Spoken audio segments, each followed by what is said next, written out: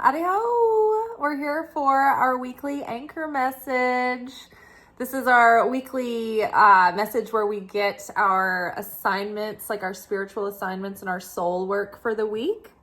This is week 6 of 7 of the counting of the Omer.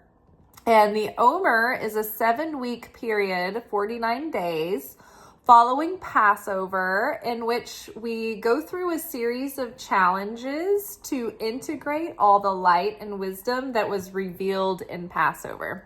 So each week corresponds to one of the dimensions of the soul, where we restrict our negativity and our lower nature in order to break the shells of negativity that shroud the inner light of our perfected spirit, which is the expression of the light of the Creator. So as we overcome and transcend our negativity, it breaks these shells. It reveals more of the Creator's light through the expression of our perfected spirit, raising our vibration and helping us up level and integrate all of the light that we downloaded from the Creator. So we're 6 weeks out from Passover. It has gone by so fast. This Omer has gone by faster than any I can remember.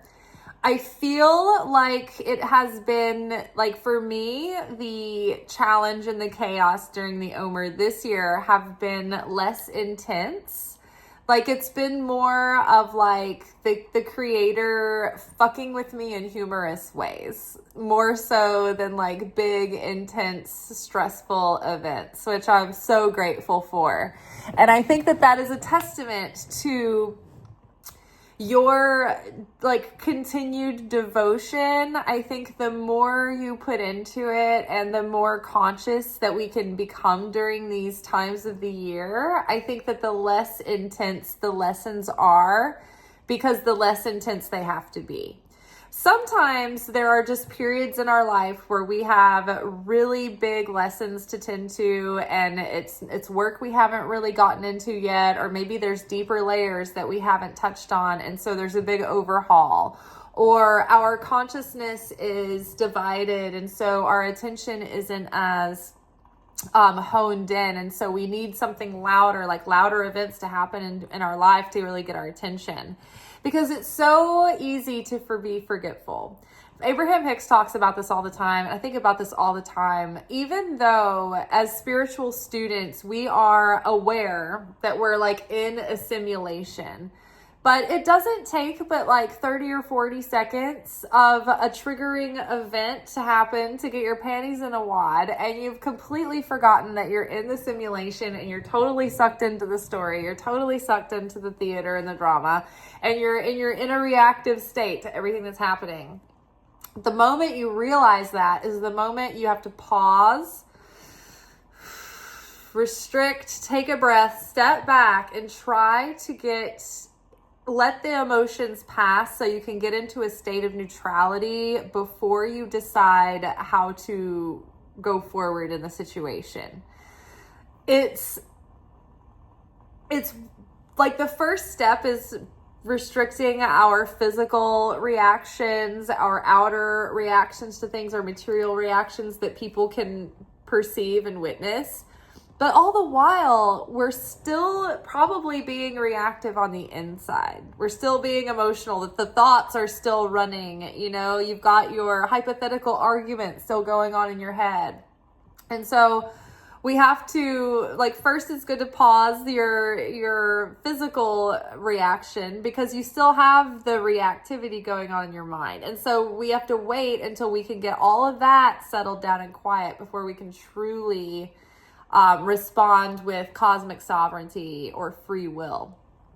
So this week is week 6, and it's all about that restriction, that practicing of the restriction.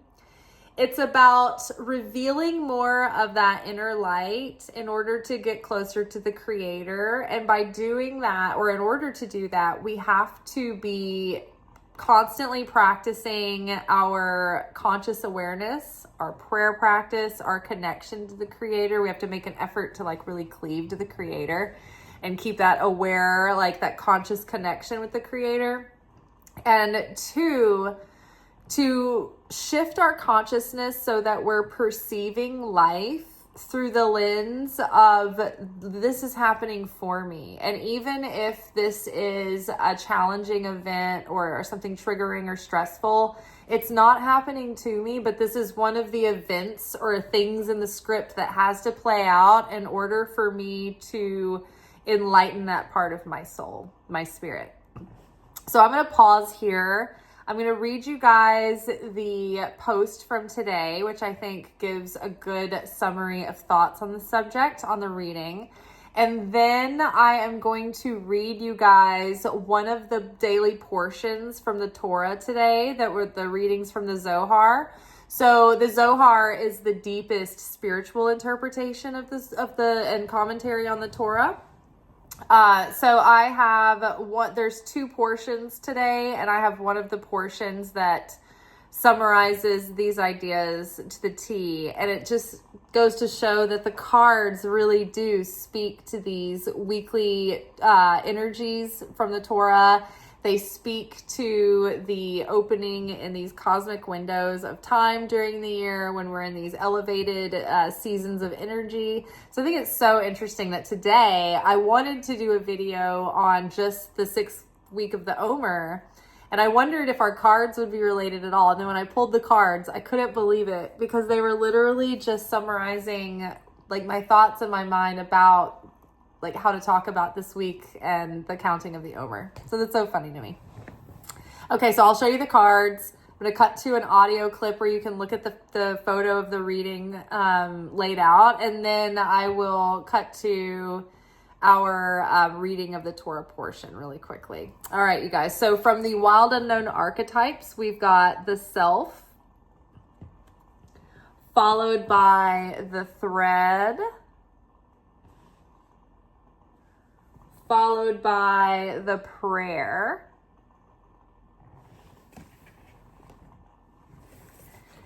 and then underneath the self, we have Ace of Swords.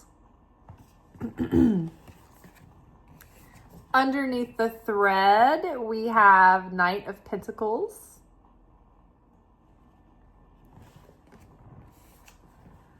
Underneath the prayer, we have Knight of Wands. And the last card is the Justice card. Balancing of the scales. All right. So I'll pause here and then we'll be back. Also, I just wanted to tell you guys, thank you, Greg, for buying the 2025 prediction series. He made a comment that the May reading was particularly, he resonated with that one really strongly so far. So thank you for chiming in. You can still buy the 2024 prediction series. It's in the description box below. You'll just see 2024 prediction series, my stand store. You'll go there and it's the buy now button. Then you will be sent an email, and in that email there will be a link to a private playlist. And so that workshop costs $10, but it's really amazing. It's got like so many hours of useful material and evergreen wisdom and something to watch if you've already rewatched all your favorite shows. It'll give you some inner work to do that'll be productive. So thank you for that, Greg. And then also, if I haven't answered your comments, I'm so sorry. I've been seeing them come in and I'm excited. I've just been working like so much that I've barely been keeping up. And today I accidentally slept in until like 12:15. I didn't set an alarm by accident, or maybe the universe wanted me to rest. But part of this week is letting go and being able to pause and being able to trust that the universe, it's not all you doing it. Like the Creator is here supporting you, protecting you, and helping you. And so it's so funny because today, it's also kind of about acting in faith, knowing that the means will be provided. And so today I slept so late that I didn't think I would ever have time to get my last night's episode shared and the post written today. And then I was like, well, then I won't have the video for tonight. And I just thought, you know what? I'm going to act in faith, knowing the means will be provided. I will find, like the universe, the angels will expand time if I just stop being indecisive and be bold and just go for it, right? And so by a miracle, I had enough time to do the post today before work and share the episode and water some of the things outside and get a couple of things tended to.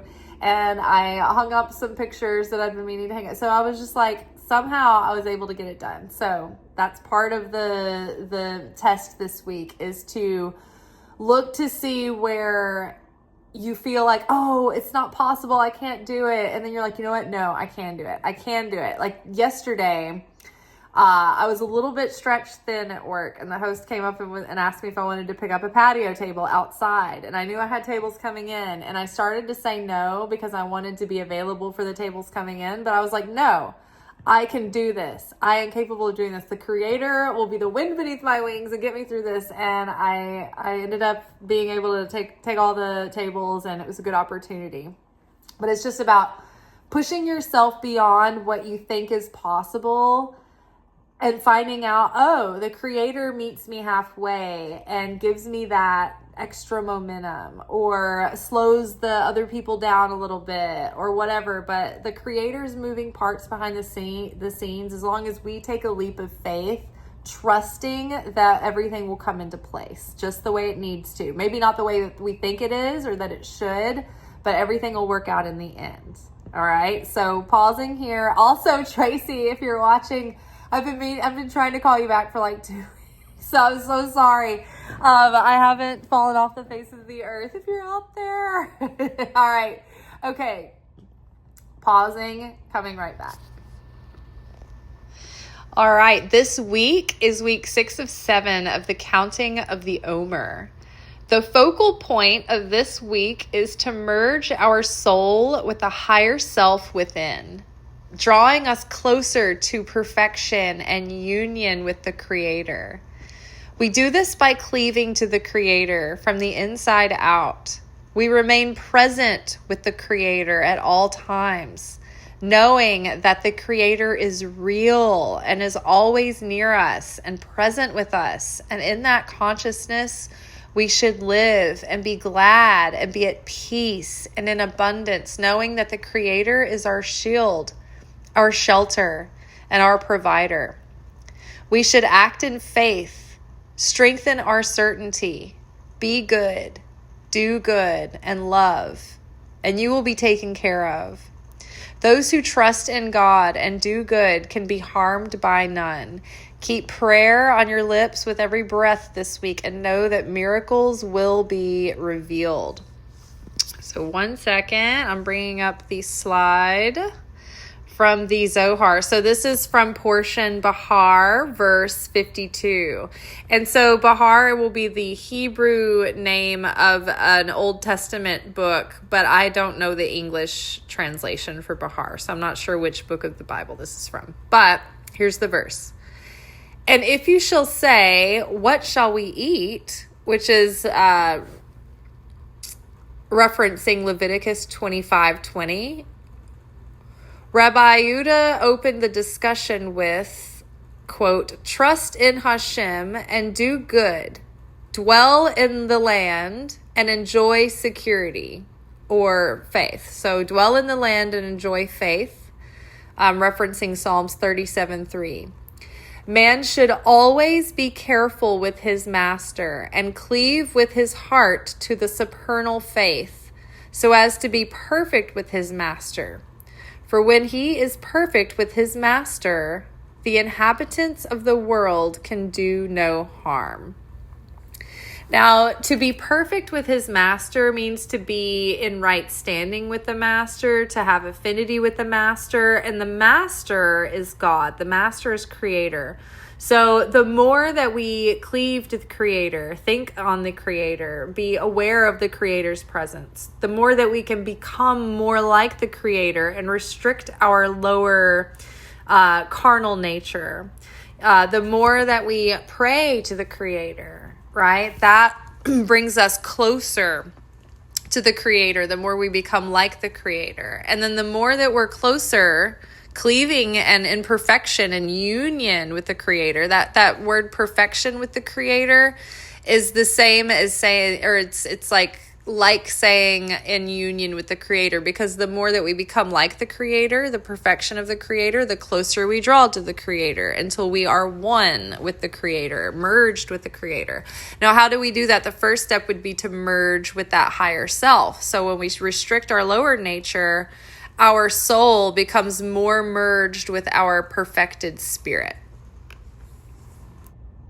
Okay, we back. So picking up on that thought, the more that we become perfected like the creator, the more that we share affinity with the creator and grow closer to the creator, the more we will be blessed, the more we will be in that flow of being connected with those blessings, that outflow of support, the presence of the Spirit of God, the Shekhinah, which is the force and influence of God's provision and favor and abundance in our life.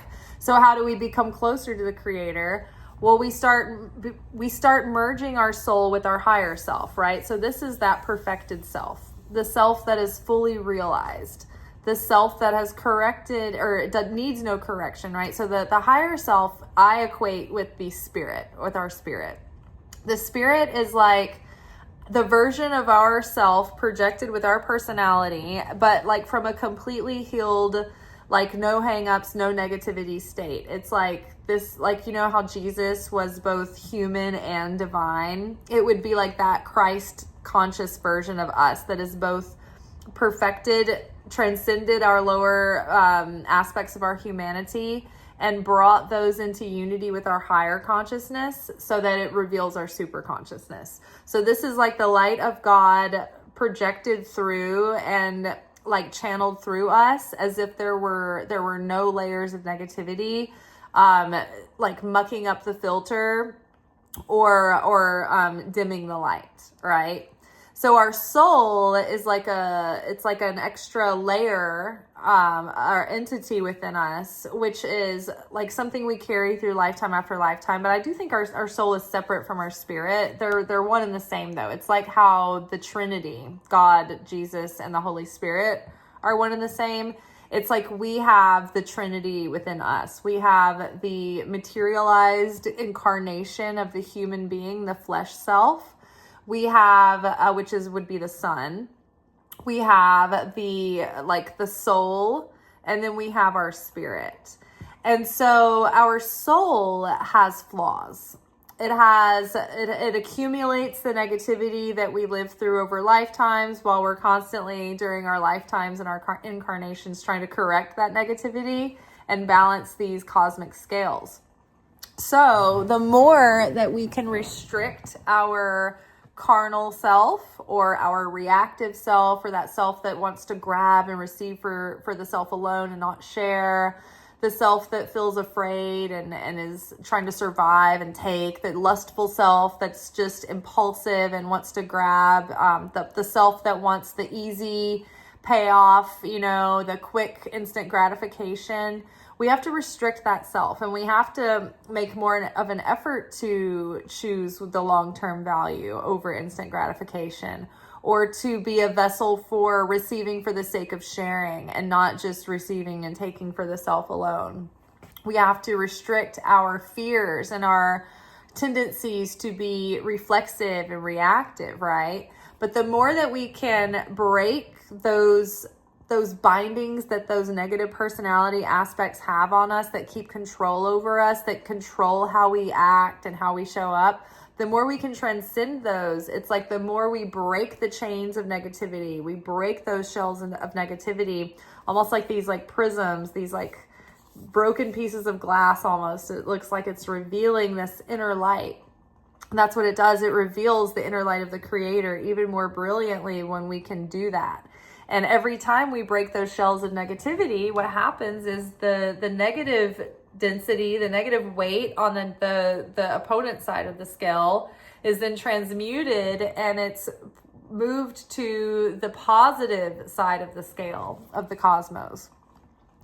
But it's an ongoing, practice. And so here it's paired with the Ace of Swords, because the Ace of Swords is about having a new consciousness, a new perspective, which then brings about new attitudes, new ideas, new mental landscape. Like maybe you have a calmer, clearer mind because you have less drama going on in your head, right? So we have more clarity, we have more vision, we have new bright ideas, renewal of the mind. But it's that reset in our consciousness. It's that shift in consciousness that starts to let that inner self shine.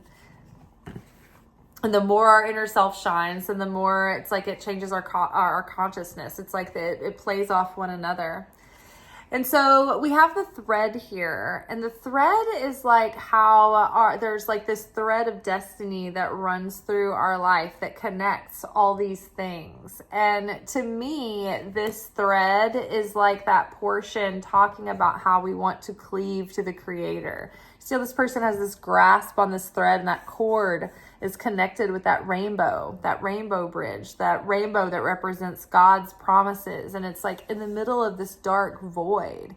And that's kind of what it is. It's like we're out here hanging at like this, in this precarious state in the midst of all reality, this tiny speck. And then there's all this void and unknown and unknowable and darkness and unmanifested between us and the Creator. And it's like this, we hold on to this cord that connects us to that light, that rainbow bridge that we know is beyond, but it's like we're reaching through this dark space of physical to non-physical. And that's so funny because the dimension that we're connecting to this week is the first dimension next to the physical dimension. So it's the first step into the non-physical, the non-material. It's the astral realm that bridges us to the other side where we can make that connection. So to me, this connection here is connected to Knight of Pentacles. Because Knight of Pentacles is a card that talks about us adopting a devotion to show up and be committed on a daily basis. This is slow and steady.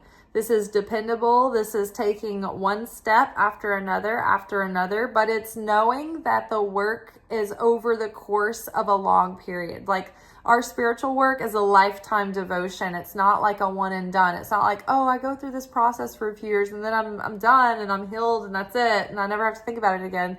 It's like a daily thing. It's like brushing your teeth, brushing your hair, taking a shower. You have to keep it going. It's an ongoing maintenance. And so that connection with the Creator comes from daily effort, from daily practice.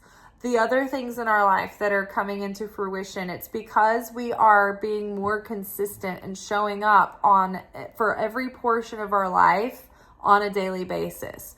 We're not putting it all into one and neglecting all the others. We're learning how to be more balanced, but give our best to each thing without neglecting the other things. And the most important thing that we should start with is that daily connection of prayer to the Creator.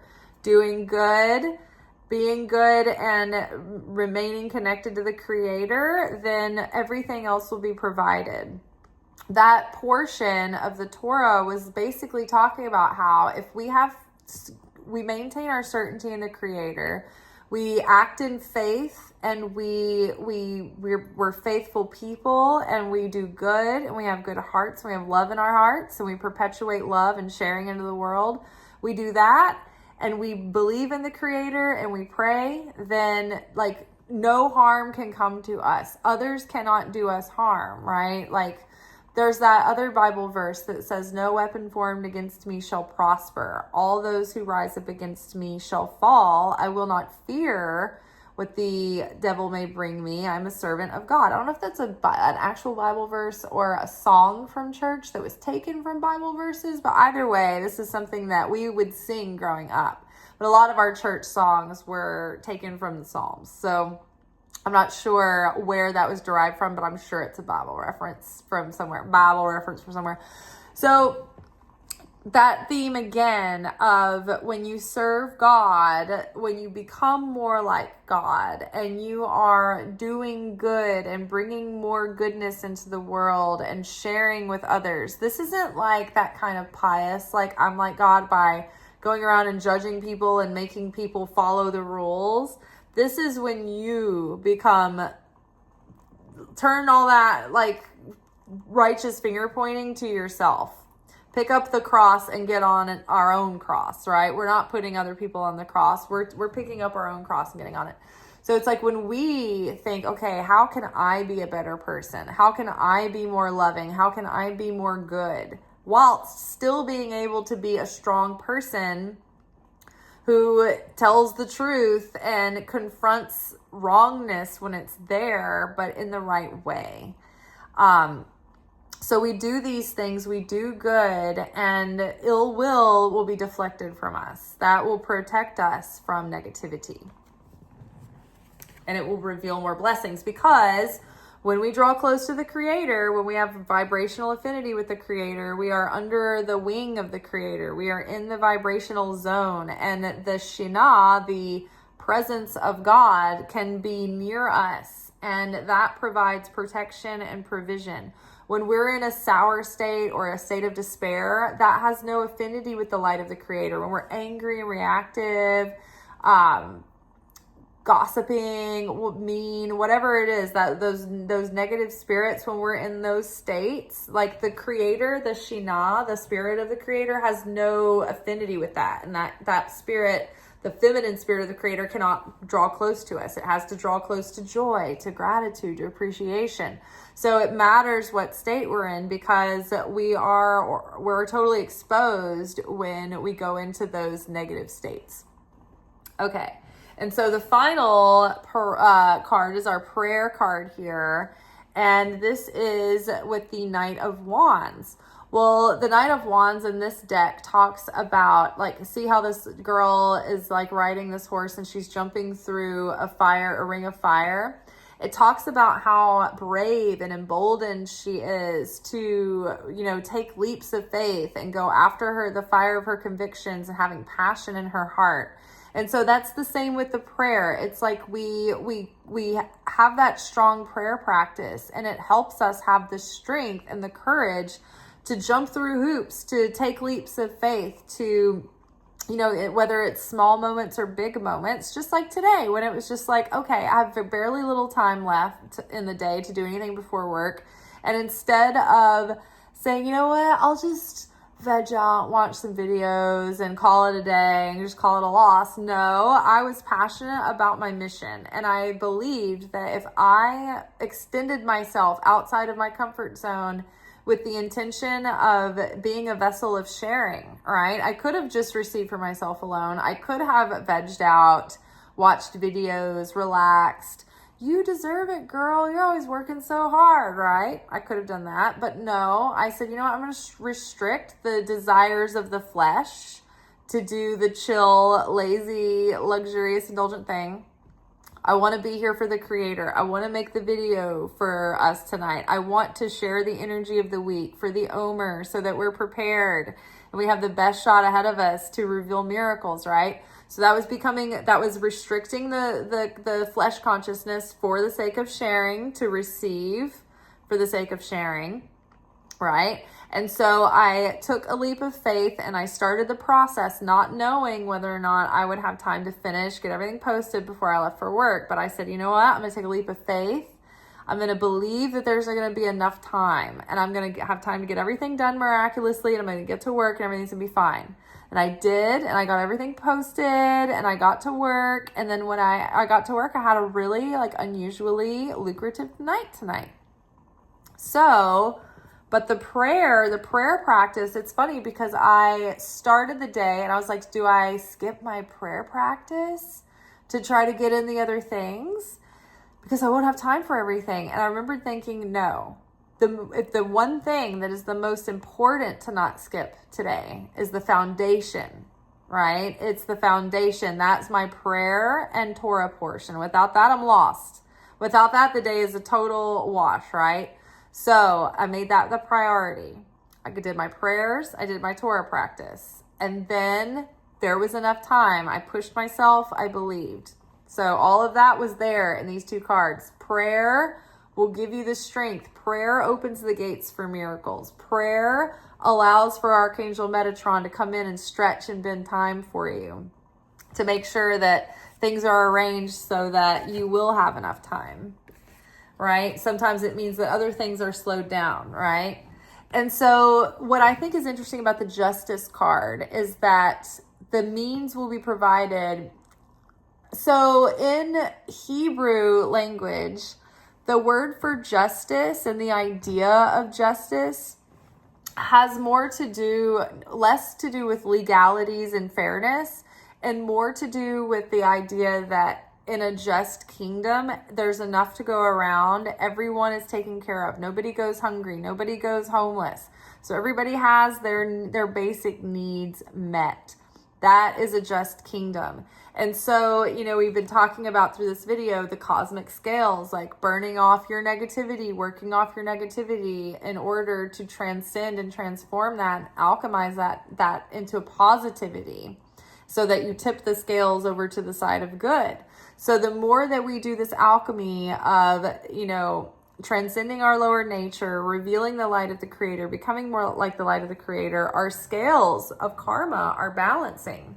And so the more balanced they are, the more that they're like leaning towards the side of good, that means the more the cosmos can bless and send us good and send us ease and fulfillment, right?